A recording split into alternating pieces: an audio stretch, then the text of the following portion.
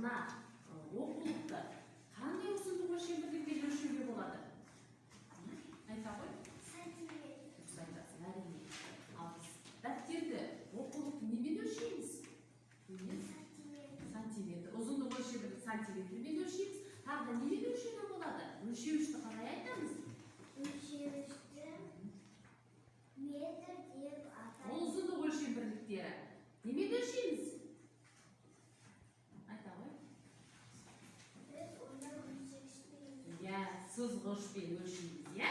Дұрыс па? Жақсы. Ондай болса, балалар, қазір барлықтан екі қатарға тұрыңдар. Бірінші, екінші топ мына қатарға тұрсын, үшінші, төртінші топ мына жаққа тұрсын. Сендердің қойларыңды өлшеп көреміздер.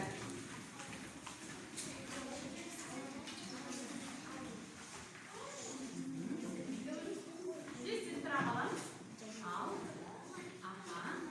Ал балалар. Жақын тұрыңдар кішкене. Ал балалар, қалай тұрдыңдар сендер? Керемет, жақсы. Ал сендер қалай тұрдыңдар? Айта ғой. Біз өзіміздің бойымыздың ұзындығымен тұрдық.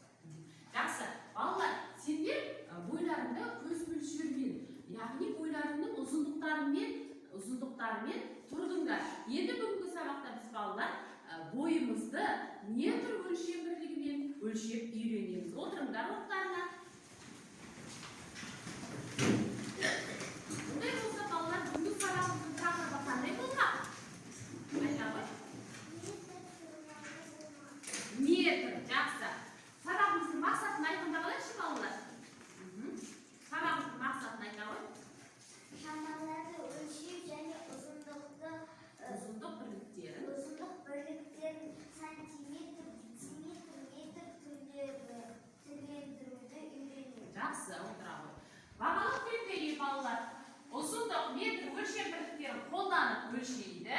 Ұзындық сантиметр, дециметр, метр өлшем бірліктері ара қатынасына сүйеніп